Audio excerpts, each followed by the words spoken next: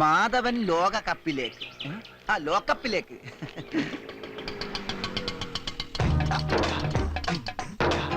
ചക്ക ഓട്ടോറിക്ഷ പിടിച്ചു വരണ. ഇങ്ങോട്ട് ഇറങ്ങടി മോളെ.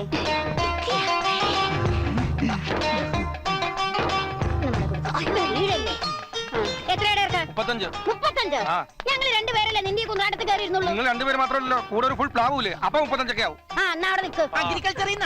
അനാവശ്യം പറഞ്ഞാലുണ്ടല്ലോ. അയ്യോ, കൃഷിഭവനിൽ നിന്നാണെന്ന് ചോദിച്ചതാ. അല്ല, ഞാൻ ചക്കാന്തരേന്നാ, ചന്ദ്രന്റെ അമ്മായിയാ. വന്നല്ലേ. പണ്ടേക്കും പണ്ടേ ചക്കാന്തരയിലെ അമ്മായിയുടെ ചക്ക ചന്ദ്രനൊരു വീക്കൻസ്. മകളാ? അതെ, ചന്ദ്രന്റെ മുറപ്പെണ്ണ, പേര് നീലിമ. എന്നാ പിന്നെ ഉജാലാന്നിടായിരുന്നില്ലേ? ഗൾഫുകാരനാണോന്നാ? 2 ആഴ്ച കൂടി കഴിഞ്ഞാൽ ഞാൻ അവിടുത്തെ ചേക്കാ. എന്നാ ഓട്ടോന്റെ കാശ് കൊടുത്തേക്ക് വാ മോളെ. വേഗം ഇങ്ങോട്ട് വാ. ചക്കന്തറയിലെ അമ്മായി എന്തേ വരാൻ വൈകിയത്? ഒന്നും പറയണ്ടല്ലേ ലക്ഷ്മിയെടുത്തിയെ. ചന്ദ്രൻ വന്നു എന്നറിഞ്ഞപ്പോ തുടങ്ങിയതാ ഈ പെണ്ണ്. ഇക്കിന്റെ ചന്ദ്രേട്ടനെ കാണണം, ഇക്കിന്റെ ചന്ദ്രേട്ടനെ കാണണം എന്നും പറഞ്ഞ കയറ് പൊട്ടിക്കുക. പക്ഷെ എന്താ ചെയ്യാ, ഈ ചക്കയൊന്നും മൂത്ത് കിട്ടണ്ടേ? അതെ, ചന്ദ്രേട്ടൻ എന്തിയ അമ്മായി? അവിടെയുണ്ട്. ഞാൻ എന്താ ഈ കാണുന്നത്? എന്റെ മോനാകെ അങ്ങ് വാടിപ്പോയല്ലോ.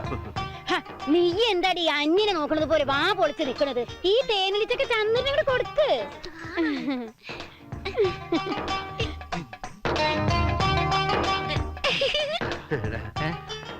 അവളിപ്പോ നോക്കുന്നത് നിന്നെയാണോ എന്നെയാണോ? അവളിപ്പോ നോക്കുന്നത് നമ്മൾ രണ്ടുപേരെയല്ല, അവളുടെ ഭാവിയിലേക്കാ. നോക്കി നിൽക്കാതെ നീ ആ തേനുലി. അല്ല ഏട്ടാ, അത് ഏട്ടന്റെ ചക്ക. ഇവിടെ ചക്കയ്ക്ക് എന്ത് ഏട്ടനും അനിയനും ഒന്നുമില്ലല്ലോ. നമ്മളൊക്കെ ഒരു ചോരയല്ലടാ. ദേ ചക്കമ്മയുടെ നീലമക്കുടി ആ ചക്കയും കൊടുത്തേ. നീ ഇങ്ങോട്ട് വന്നേ. അമ്മായിക്ക് അറിയാൻ പാടില്ലാണ്ട് ചോദിക്കാം. കാണാൻ സുന്ദരൻ, കൈ നിറയെ കാശുണ്ട്, പിന്നെ പെണ്ണ് കെട്ടാനാണെന്നും പറഞ്ഞ് വീടായ വീടൊക്കെ കയറി ഇറങ്ങി ഈ പൂ പോലുള്ള മുഖം വെയില് കൊള്ളിച്ച് വാടിക്കേണ്ട വല്ല കാര്യം. ഇപ്പൊ എങ്ങനെയുണ്ട് ഏട്ടാ ഞാൻ പറഞ്ഞത്? നീ പറഞ്ഞതാ? അതെ, ഞാൻ പറഞ്ഞ തന്നെ. മുറപ്പെണ്ണായിട്ട് ഒരാൾ ഇവിടെ ഏട്ടന് വേണ്ടി പുര നിറഞ്ഞു നിൽക്കുമ്പോ പെണ്ണ് അന്വേഷിച്ച് പുറമെ പോണ്ട കാര്യമില്ല ഞാൻ പറഞ്ഞല്ലേ. അപ്പോഴൊക്കെ ഏട്ടൻ എന്താ പറഞ്ഞത്? അമ്മായിക്ക് അത് ഇഷ്ടാവില്ലാന്ന്. എന്നിട്ട് ഇപ്പൊ എന്തായി? കൺമുമ്പിൽ കൊണ്ട് എത്തിച്ചു തന്നില്ലേ ഈശ്വരൻ? ഇത്രയും വിശാല മനസ്കായ ഒരു അമ്മായിയും ഇത്രയും വിശാലായിട്ടുള്ള ഒരു മോളും വേറെ എവിടെ കിട്ടു ഏട്ടാ? ഒന്ന് അങ്ങോട്ട് ചേർന്ന് നിന്നേ എന്റെ ഏട്ടത്തിയമ്മേ. എന്തൊരു ചേർച്ച! ഇത്തവണ ജോഡിക്കുള്ള മാതൃഭൂമി മെഡിമിക്സ് അവാർഡ് എപ്പ കിട്ടിയെന്ന് ചോദിച്ചാൽ മതി. നീ ഇങ്ങനെ പോയാലേ അധികം താമസിയാതെ എന്റെ എന്തെങ്കിലും അവാർഡ് മേടിക്കും. അപ്പൊ ചക്കമായി, നമുക്കൊരു കാര്യം ചെയ്യാം. അധികം വൈകാതെ ഇവളുടെ കല്യാണം നടത്താം. അതിന്റെ ഫുൾ ചെലവ് ഞാൻ എടുത്തോളാം. ഞാൻ തിരിച്ചു പോകും മുമ്പ് ഇവൾക്ക് വേണ്ടി ഒരാളെ കണ്ടെത്തണം. അതിന്റെ ഉത്തരവാദിത്തം ഞാൻ നിന്നെയും കൂടെ ഏൽപ്പിക്കുക. അമ്മായി മൂഡ് ഓഫ് ആകണ്ട. ചേരേണ്ടത് ചേരുമ്പോഴേ കാര്യങ്ങളൊക്കെ ഉഷാറാകൂ. ഹലോ ചേട്ടാ, ഞാൻ ശിവനാ. എന്താടാ? നമ്മുടെ സ്കൂളിലെ കുട്ടികള് ഉച്ചഭക്ഷണം കഴിച്ചതിൽ ഒരു ചെറിയ പ്രശ്നം. പ്രശ്നം? ആ, ഞാനിപ്പോ മിഷൻ ആശുപത്രിയിൽ നിന്നാണ് വിളിക്കുന്നത്. ഏട്ടാ പെട്ടെന്ന് ഇങ്ങോട്ടൊന്ന് വരണം. ഓക്കെ, ശരി. Hello. Okay doctor, thanks a lot.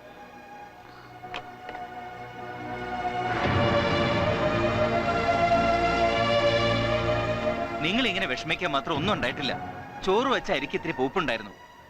അത് കഴിച്ച കുട്ടികൾക്കൊന്ന് വയറിളകി, അത്ര ഉണ്ടായിട്ടുള്ളൂ. അല്ലാതെ ഫുഡ് പോയ്സൺ ഒന്നും അല്ല. എല്ലാ കുട്ടികൾക്കും വയറ് ക്ലീൻ ചെയ്യാനുള്ള മരുന്ന് കൊടുത്തവിടെ കിടത്തിയിരിക്കുക. ഡോക്ടർ ഇപ്പൊ എന്നെ വിളിച്ചിരുന്നു.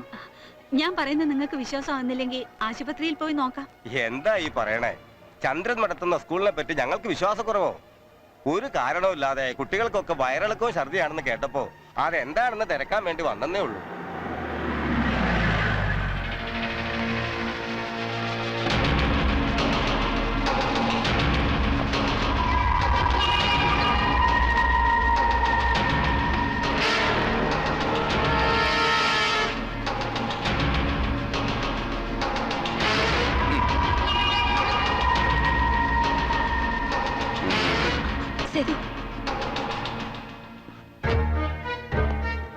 എന്താടോ സേതുമാധവ, പുരമനയിൽ ചന്ദ്രൻ നടത്തിയ ധർമ്മസ്ഥാപനത്തെ പറ്റി പതിവില്ലാത്ത ചില വാർത്തകളൊക്കെ പറഞ്ഞു കേൾക്കുന്നേ? അത് ചോദിക്കാൻ നീ ആരാ? അങ്ങനെ ഊതിപ്പറത്താതെ. ഒന്നുമില്ലേലും നമ്മളൊക്കെ ഒരു നാട്ടുകാരല്ലയോ? മാത്രമല്ല ഇച്ചിരി അങ്ങോട്ട് മാറിയിട്ടാന്നേലും ഇതുപോലെ ഈ ചാക്കോട തറവാട്ടുകാരൻ നടത്തുന്നുണ്ടേ. നീ നടത്തുന്ന സ്കൂളല്ലല്ലോ, അറവുശാലയല്ലേ? അതേടാ, അറവുശാല തന്നെയാ. പക്ഷെ അവിടെ ഒന്നും സൗജന്യമായിട്ട് കൊടുക്കുന്നില്ല. ഒക്കെ കാശ് വെച്ചുള്ള കച്ചവടം തന്നെ. വിദ്യാഭ്യാസ കച്ചവടം. അതെ, ഈ ഒരു അവസ്ഥയെ നേരത്തെ പ്രതീക്ഷിച്ച. നാടിന്റെ പൊന്നോമന പുത്രൻ പുരമനയിൽ ചന്ദ്രൻ അക്കരെ പോയുണ്ടാക്കുന്ന ദർഹത്തിന്റെ ഭാവഭാരം കഴുകിക്കളയാൻ ചത്തുപോയ അച്ഛന്റെ പേരിൽ തുടങ്ങി ഈ ധർമ്മശാലയില് സൗജന്യ ഭക്ഷണം, സൗജന്യ വസ്ത്രം, സൗജന്യ പഠനം, എല്ലാം സൗജന്യം തന്നെ.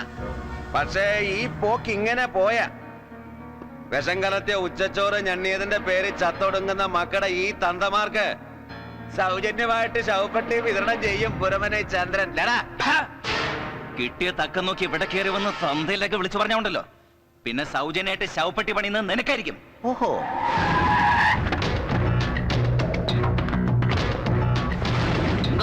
എന്താ പ്രശ്നം? ഈ ചെറ്റ എവിടെ കയറി വന്ന ഒരുമാതിരി ആളാവാൻ നോക്ക്. ഓ അത് ശരി, അത്രയ്ക്കായോ? അതല്ലെങ്കിൽ എവനൊന്ന് പാകത്തിന് കിട്ടാൻ വേണ്ട വേണ്ട, നിങ്ങൾ 3 പേരും കൂടെ മെനക്കെട്ട ഇവൻ ചത്തു.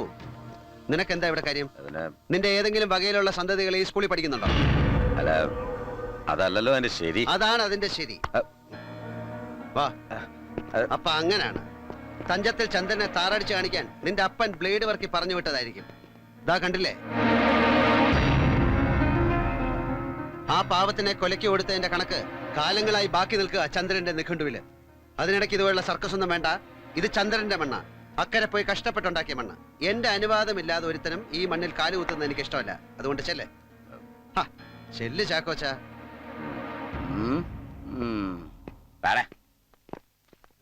മക്കൾക്കാർക്ക് ഒരു കുഴപ്പമില്ല.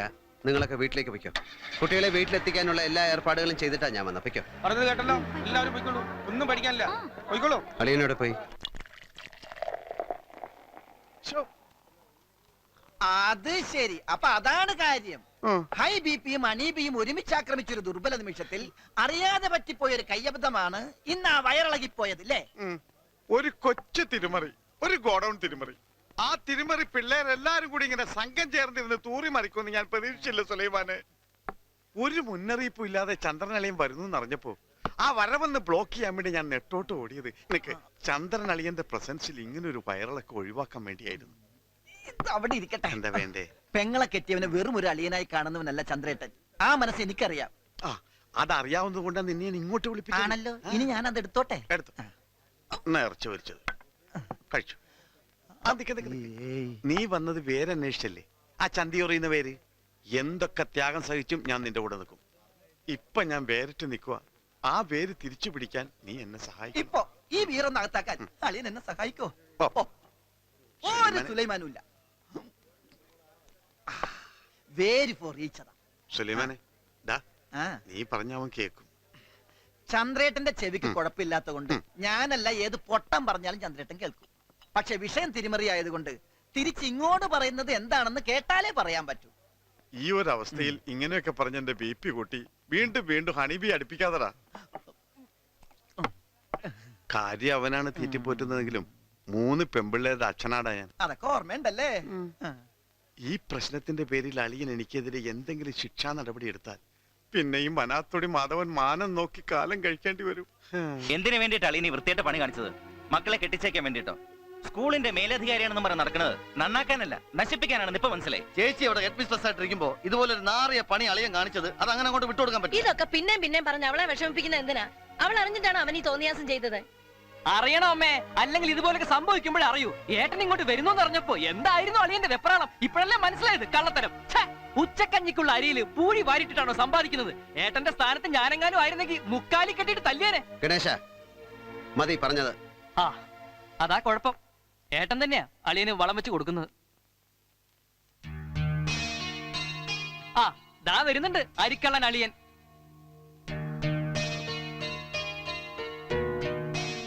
മാപ്പാക്കണം.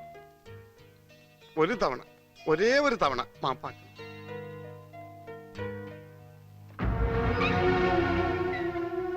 എവിടെ? ഇങ്ങോട്ടാ. ചന്ദ്രേട്ടാ, 8-10 അബദ്ധങ്ങൾ ഏത് മന്ദബുദ്ധിക്കും സംഭവിക്കുന്നു ചന്ദ്രേട്ടൻ തന്നെയല്ലേ പറഞ്ഞിട്ടുള്ളത്? അതിലൊരു 10ാമത്തെ അബദ്ധമായിട്ട് ഈ അളി വേണ്ടല്ലേ? ഞാൻ പറയൂലെന്ന് പറഞ്ഞതാ. പ്ലീസ് അലിയ, അറിഞ്ഞോണ്ട് ചെയ്തതല്ല, അറിയാതെ പറ്റിപ്പോയതാണ്. വേണം ഞാൻ നിന്റെ കാല് പിടിക്കാം. എന്താ ഇത്? വേണ്ട. അവനവന്റെ നിലയും വിലയും മറന്ന് അരുതാത്ത എന്തെങ്കിലും ചെയ്തു പോയാൽ പിന്നെയുള്ള കാലം മറ്റുള്ളവരുടെ കാൽച്ചുവട്ടിലായി പോവും ജീവിതം. ചന്ദ്രൻ സ്നേഹിക്കുന്നവർക്ക് ആർക്കും അങ്ങനെ ഒരു ഗതികേട് ഉണ്ടാവരുത് എന്നൊരു പ്രാർത്ഥനയുണ്ട് മനസ്സിൽ. അതിനൊക്കെ വേണ്ടിട്ട് തന്നെ അക്കരെ പോയി കഷ്ടപ്പെടുന്നതും. മറന്നു പോയെങ്കിൽ ഓർമ്മിപ്പിക്കുക. ഈ നിൽക്കണ മല്ലികയെ അളിയനെ ഏൽപ്പിക്കാൻ വേണ്ടിയിട്ടാ അച്ഛൻ ആ LP സ്കൂളിന്റെ പ്രമാണം ബ്ലേഡ് വർക്കിക്ക് പണയപ്പെടുത്തിയത്. അതിങ്ങോട്ട് തിരിച്ചെടുക്കാൻ ഗതികെട്ടപ്പോ ആ സ്കൂളിന്റെ ഉത്തരത്തിൽ തന്നെ കെട്ടിത്തൂങ്ങി അച്ഛൻ ജീവൻ ഒടുക്കി. അതോടെ അച്ഛനും പോയി, സ്കൂളും പോയി. അങ്ങനെയുള്ള ഒരു അച്ഛന്റെ പേരിൽ തുടങ്ങിയ സ്കൂളാ അത്. അതിനെന്ത് മാനക്കേടുണ്ടായാലും കളങ്കപ്പെടുന്നത് മരിച്ചുപോയ അച്ഛന്റെ സൽപ്പേരാ. അളിയനെ ഞാൻ കാണുന്നത് ഏട്ടന്റെ സ്ഥാനത്താ, ഈ കുടുംബത്തിലെ വലിയേട്ടൻ. അങ്ങനെയുള്ള ഒരു ഏട്ടന്റെ അടുത്തുനിന്ന് ഇങ്ങനെയുള്ള മാനക്കേടുണ്ടായാൽ അത് സങ്കടം ഉണ്ടാക്കും. ചന്ദ്ര, ഞാൻ കാരണം നീ സങ്കടപ്പെട്ട പിന്നെ ഈ അളിയൻ വട്ടപ്പൂജ. ആരെയും മാനം കെടുത്താനോ കളങ്കപ്പെടുത്താനോ വേണ്ടി ചെയ്തതല്ല. ഒരു നിമിഷം ഞാൻ നീയായിപ്പോയി. ആ റേഷൻ കടക്കാരൻ വേലായുധൻ അരി മറിച്ച് വിൽക്കുന്ന കാര്യം ആരോ ഒറ്റിക്കൊടുത്തപ്പോ ഇൻസ്പെക്ഷൻ ആള് വന്നു. പെട്ടെന്ന് സ്റ്റോക്ക് ഫില്ല് ചെയ്യാൻ വേറെ മാർഗമൊന്നും ഇല്ലാതായപ്പോ അവൻ എൻ്റെ അടുത്ത് ഓടി വന്ന് ഈ കാര്യം പറഞ്ഞു. ഇല്ലെങ്കിൽ കുടുംബത്തോട് ആത്മഹത്യ ചെയ്യും മാധവേട്ടാന്ന് പറഞ്ഞു. എന്നെപ്പോലെ തന്നെ 3-4 പെമ്മക്കളുള്ളവനാ. അവൻ എൻ്റെ മുമ്പിൽ നിന്ന് കരഞ്ഞപ്പോ ഒരു ചെറിയ അഡ്ജസ്റ്റ്മെന്റിന് വേണ്ടി നമ്മുടെ ഗോഡൌണിൽ നിന്ന് 1 ലോഡ് അരിയെടുത്ത് കൊടുത്തു. ഒരാഴ്ചക്കകം തിരിച്ചു തരാമെന്ന് പറഞ്ഞാ പോയത്. പക്ഷെ പെട്ടെന്ന് നീ വന്നപ്പോ ആ ഒരു വെപ്രാളത്തിൽ അവൻ തിരിച്ചു തന്ന അരി ഓൾഡ് സ്റ്റോക്കായി പോയി. അതാ ഉണ്ടായത്.